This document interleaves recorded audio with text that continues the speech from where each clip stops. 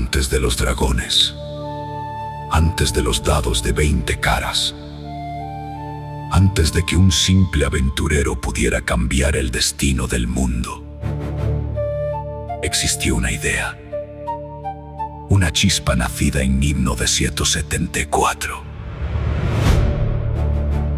Dungeons and Dragons nació de la imaginación de Gary Gygax y Dave Arneson, dos visionarios que transformaron los juegos de estrategia y guerra en algo completamente nuevo. No se trataba ya de mover ejércitos. Ahora controlarías a una sola persona. Un héroe, un aventurero, un alma dentro de un mundo fantástico. El primer Dungeons and Dragons llegó en una caja legendaria. 3 pequeños libros marrones, hoy conocidos como los Little Brown Books. Dentro de ellos se encontraba la semilla de toda una era. Las primeras clases eran solo 3. El Fighting Man, el precursor del guerrero, el Magic User, el ancestro del mago y el Cleric, el protector divino. Las primeras razas jugables también fueron sencillas: humanos, elfos, enanos, halflings. En aquel entonces incluso se les llamaba hobbits, inspirados directamente por la obra de Tolkien. 3. Lo fascinante es que muchas mecánicas que hoy amamos nacieron ahí. La fuerza, la destreza, la constitución, los niveles, la experiencia, la clase de armadura. Todo comenzó en esa pequeña caja. Poco después aparecieron nuevas clases: el Thief, que hoy conocemos como Pícaro, el Paladín, el Druida, y con cada expansión, el mundo se hacía más grande. Pero lo más mágico no era el sistema, era la libertad. No había pantalla, no había consola, solo imaginación. Una mesa, un grupo de amigos, un Dungeon Master y una historia que nadie conocía aún, porque aún no había sido escrita. La escribirían ustedes, con dados, con decisiones, con errores, con gloria. Así nació la leyenda.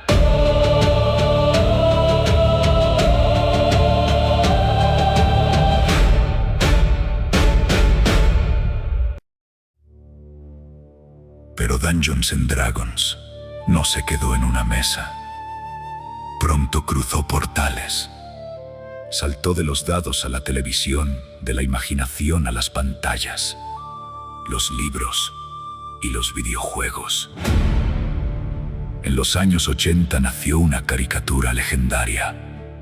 Un grupo de jóvenes fue transportado a un mundo fantástico después de subir a una atracción de feria. Allí recibieron armas mágicas y tomaron el papel de clases clásicas del juego: Hank, el arquero; Eric, el caballero; Diana, la acróbata; Presto, el mago; Bobby, el bárbaro; y Sheila, la ladrona. Cada uno representaba el corazón de Dungeons and Dragons: la fuerza, la magia, la agilidad, la valentía. Décadas después, la leyenda llegó al cine. La película más celebrada fue Honor Among Thieves, una aventura que capturó perfectamente el espíritu del juego. Un grupo de héroes imperfectos, un bárbaro devastador, un hechicero inseguro, un bardo estratega, un paladín casi imposible de olvidar. Y lo más hermoso, se sentía como una partida real. Planes que fallan, dados invisibles, improvisación total. Incluso aparecen personajes de la caricatura clásica como un guiño para los fans veteranos. Pero donde Dungeons and Dragons brilló con nueva fuerza fue en los videojuegos. Desde clásicos como Baldur's Gate y Neverwinter Nights, hasta la obra maestra moderna, Baldur's Gate 3. Aquí los jugadores pueden elegir entre guerrero, mago, pícaro, paladín, bárbaro, druida, monje, hechicero, brujo y muchas más clases. Las razas también cobran vida. Humanos, elfos, enanos, tieflings, githyanki, dragonborn. Cada una con habilidades únicas. Algunas dominan la magia, otras la resistencia, otras la visión en la oscuridad. La fuerza pertenece al guerrero y al bárbaro, la destreza al pícaro y al monje, la inteligencia al mago, el carisma al hechicero, al brujo y al bardo, la sabiduría al clérigo y al druida. Pero hay algo aún más curioso. Muchos juguetes, miniaturas y figuras oficiales han sido creados durante décadas. Dragones, beholders, mind flyers. Y ahora incluso figuras oficiales de Baldur's Gate 3, como Astarion y Shadowheart.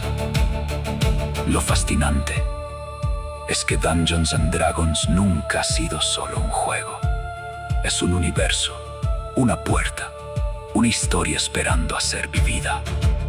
Porque cada clase, cada raza, cada monstruo es solo el inicio. La verdadera aventura comienza cuando lanzas el dado. Pero si hubo dos videojuegos que hicieron historia dentro del universo de Dungeons and Dragons, fueron las leyendas de arcade creadas por Capcom: Dungeons and Dragons, Tower of Doom, y su secuela, Shadow over Mystara. Tower of Doom apareció en 1994 como una aventura cooperativa para hasta 4 jugadores. Un beat'em up de desplazamiento lateral, pero con alma de juego de rol. Aquí no solo golpeabas enemigos, tomabas rutas distintas, elegías caminos, recolectabas anillos mágicos, pociones, dagas y aceites incendiarios. Incluso enfrentabas monstruos clásicos como trolls, beholders, dragones negros y un archlich final llamado Deimos.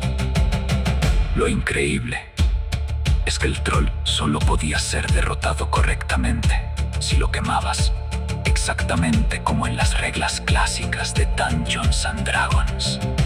Ese pequeño detalle convirtió al juego en una carta de amor para los fans. 2 años después llegó la obra maestra, Shadow over Mystara. Muchos jugadores lo consideran uno de los mejores beat'em up de todos los tiempos. La acción era más rápida, había más clases, más armas, más hechizos. Y algo revolucionario para la época: caminos ramificados y múltiples finales.